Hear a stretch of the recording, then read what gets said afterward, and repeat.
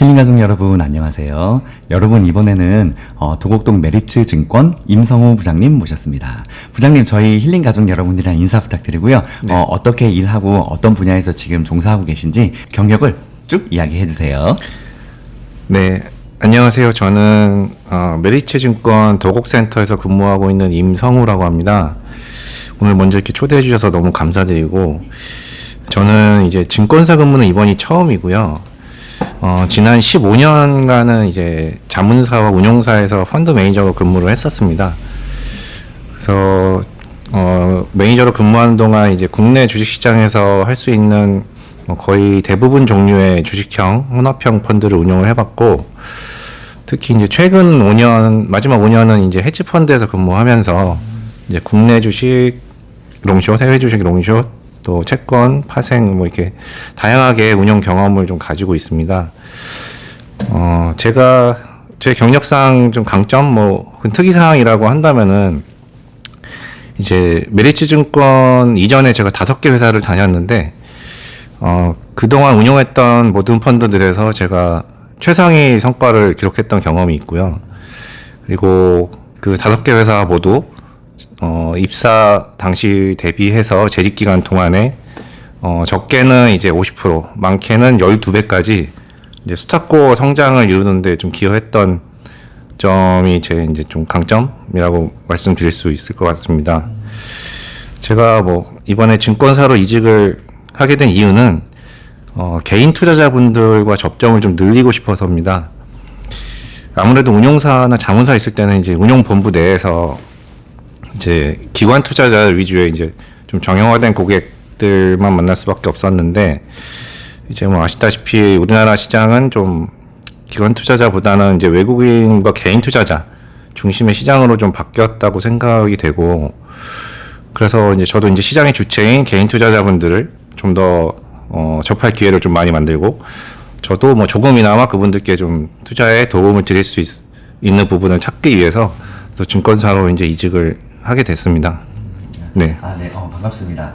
궁금한 게 또 생겼는데, 네. 증권사에 증권사는 이번에 처음이시고, 그 전에 자문 운용하고 여러 분야 거치셨잖아요. 네. 업무 스타일, 그 회사 분위기, 어떻게 좀 다르셨어요? 어떻게 느끼셨어요, 그동안? 예. 아무래도 운용사나 자문사, 운용사 같은 경우는 이제 좀 조직이 세분화돼 있고, 마케팅 조직이 있고, 운영 조직이 있고, 또 백오피스 이렇게 좀 본부들이 세분화돼 있는데, 그래서 사실 이제 저는 아까 앞서도 말씀드렸지만 제가 따로 고객분들을 그렇게 만날 기회가 별로 없어요. 이제 저는 이제 마케팅에 크게 신경을 안 써도 되고, 이제 운용에만 이제 열중을 좀 할 수 있는 그런 장점이란 장점인데요. 근데 이제 어떻게 보면 단점일 수도 있는 거죠. 이제 고객분들은 내가 그 돈을 맡겼는데 그 매니저가 누군지 그 회사를 좀 많이 보시잖아요. 물론 매우 유명하신 매니저분들 있으시지만은 그 회사를 보시고 이제 펀드 가입이나 이런 걸 하시기 때문에, 또 사실 요새는 개인 투자자분들 펀드 가입하는 게 많이 좀 예전보다는 적어졌기 때문에 주로 이제 법인 고객 위주거든요. 그래서 좀 그런 부분이 있는데, 이제 증권사는 저도 이제 처음 와봤는데 확실히 이제 고객 풀은 개인 고객이 당연히 이제 그 위주고, 저도 그런 분들 위주로 이제 제가 직접 마케팅도 또 해야 되고, 또 그런 부분이 어떻게 보면 힘들 수도 있는데, 제 입장에서는 좀 더 좋은 것 같아요. 이제 말씀드린 것처럼 제 스스로 투자자분들의 니즈를 제가 직접 이제 만나서 듣고, 또 제가 그분들의 니즈에 부합하는 어떤 그런 도움을 좀 드릴 수가 있는 그런 부분들이 있는 것 같아서 좋은 경험, 이제 잘 이직을 한 것 같다는 생각이 듭니다. 예. 그 전에는 이제 운용사나 이런 데 자문사 있을 때는 주로 기관이나 법인 위주로 하셨는데, 네네. 이제 그 도곡동 메리츠로 옮기시면서 네. 개인 고객들 많이 만나 뵈신다고 했잖아요. 네. 그 찾아오시는 고객분들 보면 투자에 대한 지식이나 관심이 굉장히 많나요? 어떠세요? 개인 고객분들이? 되게 다양하신 것 같아요. 되게 공부를 많이 하시고, 그렇게 그런 분들도 되게 많으시고요. 또 어떤 분들은 이제 주식이라는 거를 또 처음 이제 얼마 안 되신 분들도 많고, 예, 그래서 다양한 고객분들이 있어서 이제 저도 오히려 어떻게 보면 재밌는 것 같습니다. 그래서 알겠습니다. 네. 그럼 이제 질문을 구체적으로 드려볼까 해요. 네네네. 먼저 최근 이슈 이야기를 좀 해볼까 네. 하는데, 공매도 이제 통과되었잖아요. 네네네. 제가 공매도가 벌써 이제 한두 달 지난 이야기인데, 네. 제가 다들 어떻게 생각하시는지, 사람마다 이 반응이나, 답 주시는 생각들이 굉장히 또 많이 차이가 있더라고요. 네. 그래서 분들마다 제가 질문을 드리고 있어요. 네네네. 공매도 금지에 대해서 일시적이고 제한적이지만 지금 이제 당분간 이제 금지가 됐는데 어떻게 생각하시는지 그리고 또 개인 투자자들한테 어떤 영향을 미칠지 정보나 의견 부탁드립니다. 네. 그 공매도 금지를 시행하게 된 이유가 이제 불법 공매도를 사전에 차단하기 위한 시스템을 조성하고 그리고 개인 투자자와 이제 기관 외국인 투자자 간의 기울어진 운동장을 바로잡기 위함인데 그 취지는 너무나 저도 100% 공감하고요. 반드시 그렇게 바뀌어야 된다고 저도 생각합니다. 바뀌어야죠. 네.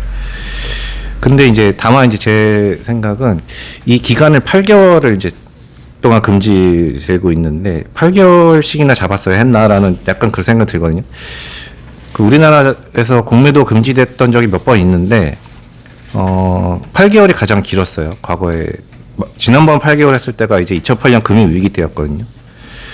그런데 이제 지금은 어떤 그런 위기 상황은 아니고 이제 불법 공매도에 대한 어떤 시스템 조성이 목적인데 좀 기간이 너무 길지 않나 이런 생각이 좀 들었고요.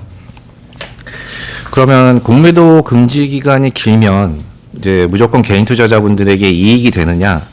저는 그렇지는 않은 것 같아요. 그러니까 많은 분들이 이 공매도가 굉장히 활발하게 이루어지면은 주가 하락폭이 더 크고 또 내 손실도 더 커진다 이렇게 좀 많은 분들이 생각하시는 것 같은데 거기엔 약간 좀 오해가 좀 있다고 생각하거든요. 왜냐하면 이제 아시겠지만 공매도에는 업팅 룰이라는 게 있어서 이제 시장가로 누르면서 팔지는 못하고 그 호가 위에 호가에 대놓을 수만 있잖아요. 그러니까 물론 이게 매물이 쌓여 있으면은 이제 매수자 입장에서 뭐 부담스러울 수도 있고 올라가는데 제한적이기는 하지만 그거 공매도 자체가 주가를 빠지게 하는 요인은 아니라는 거죠. 그러니까 주가가 빠지는 직접적인 이유는 이제 가지고 있는 사람이 많이 팔아서거든요. 결국은. 기본적인 원리죠. 예, 그렇죠. 그래서 뭐 단적인 예로 그날 보시면 11월 6일 날 이제 처음 공매도 금지 발표한 날인데 그날 시장이 굉장히 급등했었죠. 근데 공매도 금지 그날부터 됐는데 그 이후에 5거래일 동안 계속 빠졌잖아요. 맞아요. 계속 빠졌어요. 그래서 금지 이전 수준으로 비슷하게 오히려 다시 돌아갔었는데 만약에 그 6일날 좀 위에서 사신 분들은 이제 공매도 금지라는 이벤트 때문에 오히려 역으로 피해를 보신 거거든요. 그러니까 정리하면 이제 공매도 자체가 그러니까 개인 투자자분들에게 피해를 주는 직접적인 요인은 좀 아닐 수 있다. 그 부분을 말씀드리고 싶고, 그리고 이제 공매도라는 거에 대해서 제가 결론적으로 좀 개인 투자자분들에게 드리고 싶은 말씀은, 그 개인 투자자분들도 지금이야 금지 기간이니까 이제 안 되지만은, 적절하게 좀 활용을 하실 수 있으면 좋겠다. 그게 이제 제 생각이에요. 이게 매수나 홀딩이라는 한 가지 옵션만으로 이제 주식시장에 참여를 하게 되면 뭐 아무래도 기업이나 경제가 늘 상승만 하는 건 아니잖아요. 그러니까 하락하는 사이클도 있고 또 시장 전체적으로도 외부 충격이 주기적으로 있기 때문에 이 하락 구간에서 이제 할 수 있는 게 뭐 그냥 버티거나 아니면 뭐 현금 있으면 적절하게 추가 매수를 하거나 이럴 수밖에 없는데 이제 적절하게 공매도의 타이밍에 뭐 그거야 어려운 일이지만은 잘 활용하실 수만 있다면 하락 구간에서도 이제 수익을 내실 수가 있는 거니까 저도 좀 활용하셨으면 좋겠다는 말씀을 드리고 싶고요. 다만 이제 개인 투자자분들이 공매도를 하시려면 뭐 지금 교육도 좀 받으셔야 되고 그리고 모의 투자 뭐 이런 것도 하셔야 되고 또 금액 제한도 있어요. 그리고 이제 전문 투자자 요건을 받으시면은 좀 더 자유롭게 이제 하실 수는 있는데 이런 것들이 좀 부담스러우실 수는 있거든요. 그래서 공매도를 만약에 하신다면은 이제 뭐 저나 뭐 이렇게 저처럼 좀 경험이 있는 전문가들에게 좀 한번 맡겨보시는 거를 추천을 드리고 싶습니다. 네. 공매도에 관해서 궁금한 이야기가 있는데 네네네. 이게 한동안 하도 이슈가 돼서 저도 나름 많이 좀 공부를 하고 찾아봤어요. 뭐 그 외국계 이제 증권사나 외국계 계열사에서 한국 공매도 금지에 대한 뉴스를 보면서 하는 말들이 뭐 JP 모건이나 하는 말들이 한국이 뭐 우리나라 주식시장이 공매도를 막음으로 해서 굉장히 금융 후진국으로 전락할 거다. 네네. 되게 후진국의 행태이다. 그리고 또 하나는 외국인의 자본이 엄청나게 빠져나갈 거다. 외국계에서 이런 의견들이 있더라고요. 네네. 혹시 이런 것들에 대해서는 어떻게 생각하세요? 그들이 하는 얘기가 뭐 그렇게 틀린 말은 아닌데 공매도 금지하고 나서 외국인이 우리나라에서 그렇게 뭐 많이 나가진 않았어요. 사실 생각보다 그동안 많이 안 나갔다 그러더라고요. 많이 그렇게 판 건 아니거든요. 외국인들도 이 경제와 시장과 뭐 이거에 따라서 주식을 매매하는 거지. 단순히 공매도를 금지하는 나라는 빠져나가고 뭐 공매도 한다고 해서 좋다고 하고 그런 건 아니거든요. 제 생각엔 그래요. 그래서 제일 중요한 건 경제와 펀더멘털이지. 한국의 펀더멘털이 좋으면 공매도 금지한다고 해서 안 사면 손해거든요. 그러니까 저는 그거는 그렇게 100% 맞는 얘기는 아니라고 생각해요. 다만 이제 뭐 그 스테이트 스트리트 은행이라고 이제 세계 최대 수탁 은행인데 그 은행에서는 한국 공매도 그 대처 그 서비스를 중단하겠다고 발표하긴 했어요. 근데 그게 뭐 크게 그렇게 한국 시장 전체에 대한 외국인의 뭐 전체적인 스탠스를 반영한다. 저는 뭐 그건 아닌 것 같고요. 그렇게 생각합니다, 저는. 예. 네, 다음 이야기 해보겠습니다. 네. 최근에 중동에 전쟁이 터졌습니다. 벌써 이제 한두 달 지났는데, 제가 그 전쟁에 대한 이슈를, 자꾸 여쭤보는 게, 다행히 이번 전쟁은 지금 이제 몇 달 지나고 보니까 주식시장에 생각보다 반응이 크지 않았습니다.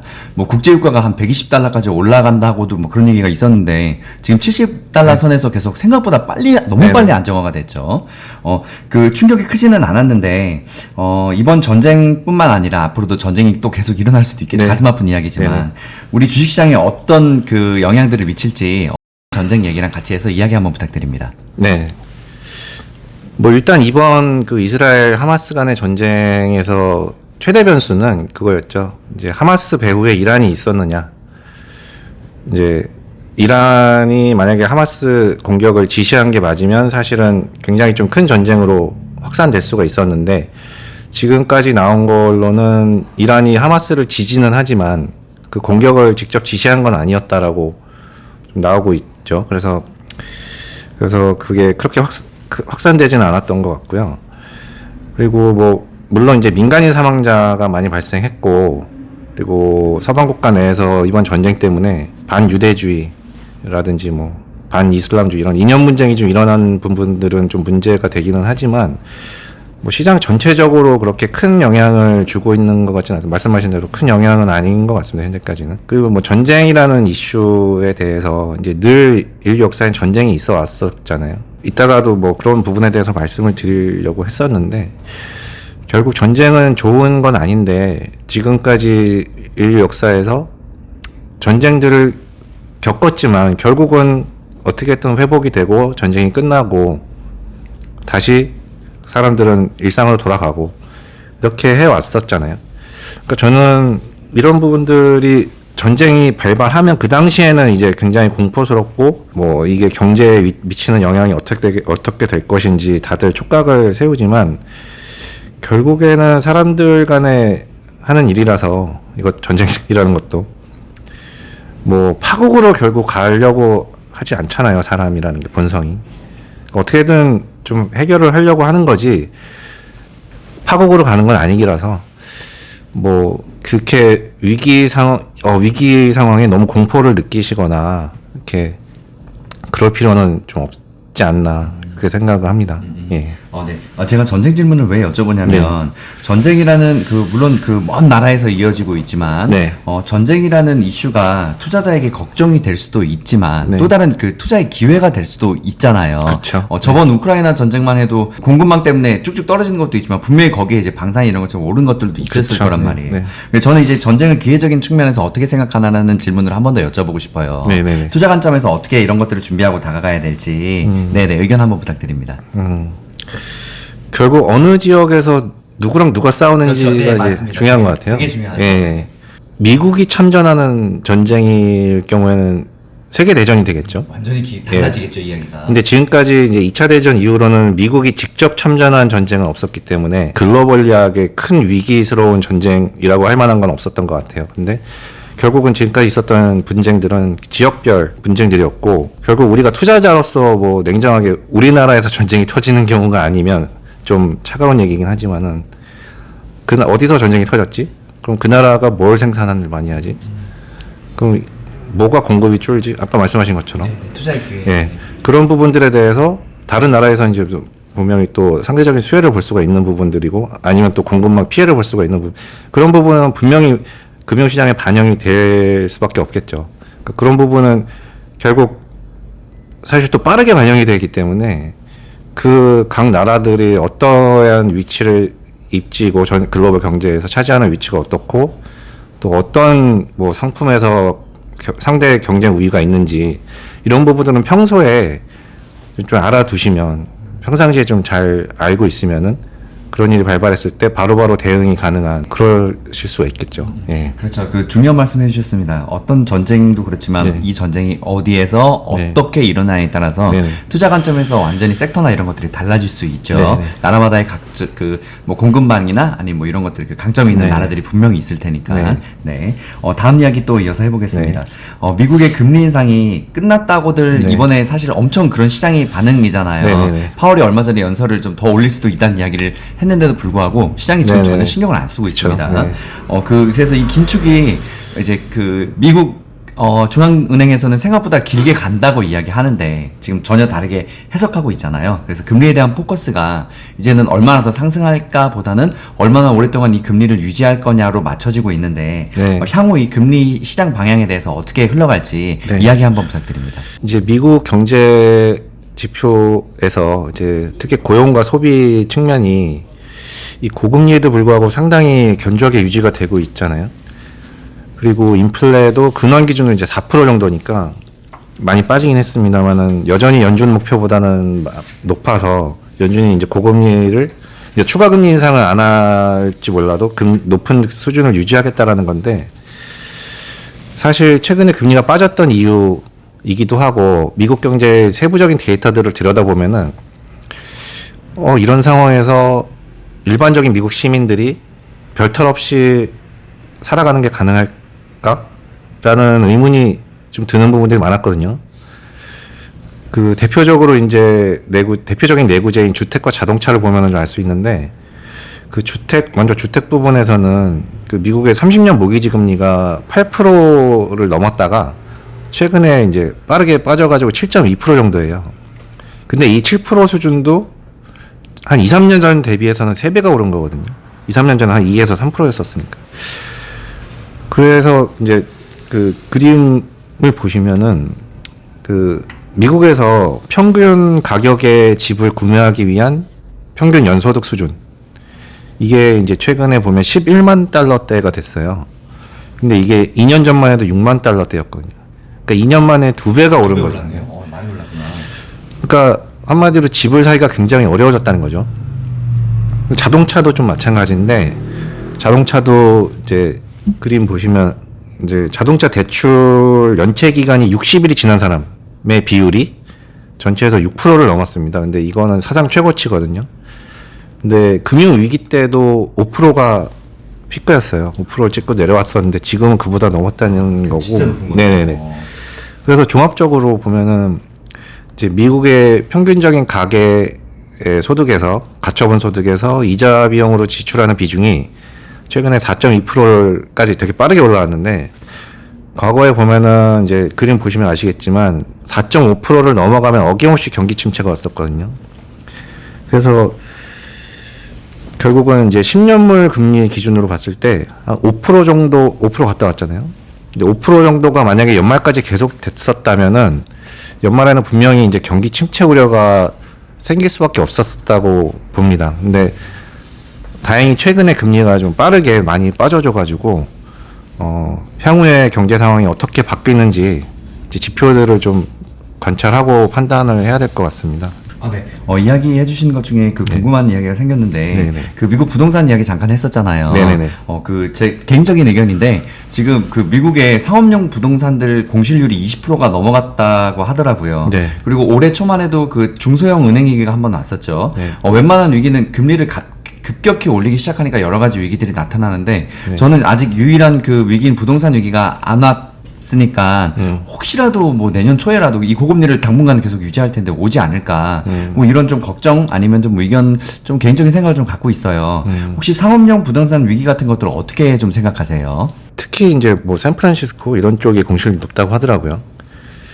근데 제가 이제 미국에 최근에는 안 가봐서 이제 저도 뭐 피부로 느끼는 부분이 없어서 정확히는 모르겠습니다만, 이제 미국에 계신 분이나 이렇게 얘기를 뭐 들어보면은 사실 좀 지역적으로 좀 다르다고 하더라고요. 그러니까 공실률이 높은 지역이 있는데 또 다른 지역은 또 그렇게 심각한 상황은 아니고, 그래서 미국 전체적으로 그 주택 경기가 지금 그 부동산 그 상업용 부동산의 전반적인 위기 상황이냐, 그거는 좀 아닌 것 같다는 이제 얘기를 좀 들은 게 있어요. 그래서 아직까지 그 상업용 부동산에 대한 얘기 굉장히 많이 나오는데, 내년부터 뭐 그 상업용 부동산을 비즈니스로 영위하는 업체들의 그 부채 만기가 굉장히 큰 규모로 돌아온다, 이런 얘기들도 많이 나오거든요. 근데 모르겠습니다. 뭐 제 생각에는 아직은 그게 좀 지역적인으로 다른 편차가 있다고 제가 알고 있어서 미국 전체에 영향을 미치는 약간 그런 이슈는 아직은 아닌 것 같습니다. 예. 맞습니다. 사실 부동산이라는 네. 게 우리나라만 해도 뭐 서울이냐 아니면 네. 어디 다른 곳이냐에 따라서 네네. 완전히 천차만별이죠. 네. 제가 여쭤본 거는 다른 게 아니고, 금리를 급격하게 한동안 계속 올렸으니까 네. 금리의 영향을 가장 많이 받는 게 부동산 자산이잖아요. 그쵸. 우리 개인 투자자들의 주식 같은 경우는 이제 뭐 많아야 뭐 1억 단위 정도인데, 네. 부동산은 뭐 몇십억 몇백억짜리 단위니까 그쵸. 당연히 금리가 올라가면 부담이 엄청나게 작용을 할 거란 말이에요. 네. 게다가 미국 같은 경우는 한국보다 더 선진국이고 그 뉴욕 같은 데는 땅값도 어마어마한 네. 돈이니까 이런 가능성이 충분히 있지 않을까라는 그 생각에 한번 여쭤본 거예요. 네네네. 네네. 그래서 한번 여쭤봤습니다. 네. 네, 부장님 다음 질문 또 해보겠습니다. 미국 국채 금리가 16년 만에 얼마 전에 최고를 찍었었잖아요. 네. 지금 조금 내려와 있기는 한데, 그 2년물 금리는 5%도 넘었었고 10년물 금리도 거의 5까지도 갔었잖아요. 그래서 채권 금리가 웬만한 그 대장주 주식보다도 괜찮다고 할 이야기가 나올 정도로 조금 오버지만, 그 정도로 지금 좋다는 이야기들 많이 하고 있는데, 국채 투자 어떤 방법으로 접근하는 게 좋을지 의견 한번 부탁드립니다. 예. 그 저도 이제 앞서 말씀드린 그 미국 시장 데이터들을 11월 정도에 확인을 하고, 이게 미국의 평균적인 시민들이 좀 살기는 감당하기 어려운 수준이겠다라는 생각이 좀 들어서 그때 저도 개인적으로 채권 투자 비중을 좀 늘렸었거든요. 근데 마침 그 빌 에크먼이나 이제 드러켄 밀러 같은 분들이 금리 하락을 이제 강하게 주장하시면서 그게 이제 맞물리면서 이제 금리가 11월 초 정도부터 되게 빠르게 빠졌는데요. 이제 저는 내년까지 보면은 결국 금리는 하락 추세를 이어갈 것 같아요. 이제 결국 이제 10년물 기준으로 4에서 5% 정도는 미국에서 이제 장기적으로 지속적으로 감내하기에는 어려운 수준이 맞는 것 같습니다. 근데 이제 다만 최근에 11월에만 30년물이 제가 알기로 50bp, 80bp 정도였나요? 한 달 만에 그렇게 빠지는 경우가 사실은 굉장히 이례적인데, 예. 굉장히 단기간에 금리가 많이 빠져가지고요. 절대적인 금리 수준은 여전히 높지만. 그래서 제 생각에 이렇게 되면은 이제 연준 입장에서 또 제약적인 스탠스의 코멘트를 할 가능성이 있거든요. 아직 물가가 그렇게 많이 내려온 건 아니기 때문에, 그리고 경제가 또 그렇게 망가진 것도 아니기 때문에, 그래서 저는 단기 반등을 하지 않을까, 금리가. 그래서 물론 이전 고점까지 다시 가기는 좀 어려울 것 같은데, 그러니까 좀 금리 하락 추세 속에서 약간 좁은 박스권 이렇게 그리면서 이동하지 않을까, 개인적으로 좀 그렇게 보고 있어서, 뭐 그 타이밍을 맞추기는 어렵지만은 그런 식으로 좀 트레이딩을 하는 방법으로 저는 접근을 좀 하려고 생각하고 있습니다. 네. 아니 제가 그 채권에 대한 그 질문을 왜 여쭤보냐면 올 초, 뭐 올 봄이나 초여름부터 이제 채권 거의 끝 왔다고 네. 다들 더 안 올릴 줄 알고 뭐 증권사부터 해갖고 뭐 다른 유튜브에서도 그렇고 다들 채권 이제 지금 들어가라고 완전 꼭지라고 엄청 네. 많이 이야기하셨거든요. 네네네. 그런데 그때 이후로도 채권 금리가 그때보다 지금 훨씬 많이 올랐단 네네. 말이에요. 웬만한 그 작은 주식 마냥. 네네. 제가 그래서 좀 궁금해서 여쭤본 거예요. 채권이라는 개념이 저는 사실 채권은 투자는 아직 안 하고 있는데 네. 그 분산 투자 그리고 나름 안전 자산이잖아요. 네네네. 또 주식보다는 물론 채권도 어렵지만 주식보다는 메커니즘이 쉬운 투자 자산이잖아요. 네네. 네, 그렇기 때문에 여쭤봤는데 저는 이런 것들도 사람들이 나름 공부를 많이 하신 분들인데 예측하기가 쉽지가 않은 게 시장이구나라는 측면에서 한 번 더 그 질문을 드려본 거예요. 네. 네네, 채권 투자를. 네네. 네, 알겠습니다. 네네네. 네. 네. 네, 부장님 다음 이야기 또 해보겠습니다. 그 다음은 우리나라 국내 주가 조작 사태가 있었잖아요. 올해 한 3번인가 4번인가 굉장히 많았던 걸로 네네. 기억하는데 주식시장에 이런 고질적인 문제들 어떤 것들이 있는지 또 이런 것들에 대해서 주식시장 어떻게 바뀌어야 될지 의견 한번 부탁드립니다. 네. 그 주가 조작 관련된 종목들 공통점은 결국 이제 평상시에 유동성이 굉장히 부족해서 이제 특정 세력의 의지대로 움직일 수가 있었던 거죠.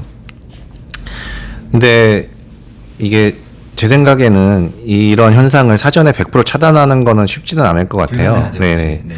왜냐하면은 종목들이 뭐 거래량이나 유동성이 다 천차만별이라서 그걸 사전에 차단하기는 어렵고 결국 방법은 이제 일반 투자자인 우리가 이런 종목들을 잘 피해가는 게 전 방법인 것 같거든요. 근데 뭐 이제 사실은 그럼 어떻게 피해가야 되는지 근데 사실은 이제 기업의 펀더멘털이나 뭐 그 기업에 속한 업황이나 뭐 시장의 전반적인 흐름과는 너무나 확연하게 다르게 움직이는 주가 움직임이 있다면은 사실 이제 시간과 노력만 들이면 그런 움직임을 체크하는 거는 그렇게 어렵지는 않은 일이라고 저는 생각하거든요. 그래서 좀 뭐 그렇게 생각합니다. 네. 네. 유독 우리나라에서만 사실 외국에도 분명히 주가 조작 문제가 있을 거예요. 네. 우리가 모르는 게 있을 수도 있겠죠. 미국에서도 또 이런 게 종종 또 있었다고 하는데 네. 제 생각에는 유독 우리나라에 이런 일들이 많이 자주 일어난다는 느낌이 없지 않아 있어요. 그런 차원에서 여쭤본 거예요. 한국 그 주식시장 시스템에 문제가 있는 건 아닌가. 네. 그래도 저보다는 나름 그래도 업계에 좀 종사하셨고 더 많은 정보를 알고 계실 테니까 네네네. 그런 차원에서 한번 여쭤봤어요. 뭐 그렇죠. 말씀하신 대로 어느 나라든 다 이런 일들이 있을 거예요. 근데 우리가 제 생각에는 우리가 이제 우리 옆에 우리가 속한 시장이라서 더 뭔가 체감이 많이 되는 것 같고 뭐 미국이라든지 다른 나라들도 사실 그들 안에 들어가 보면은 사실 굉장히 많은 주가의 움직임들이라든지 좀 이상한 현상들이라든지 이런 것들이 있을 것 같거든요. 제 생각에는. 그러니까 우리가 우리 옆에서 일어나니까 좀 우리만 너무 이런 일들이 많이 일어나는 것 같은데 약간 그런 생각이 드는 게 아닐까 저는 뭐 그렇게 생각합니다.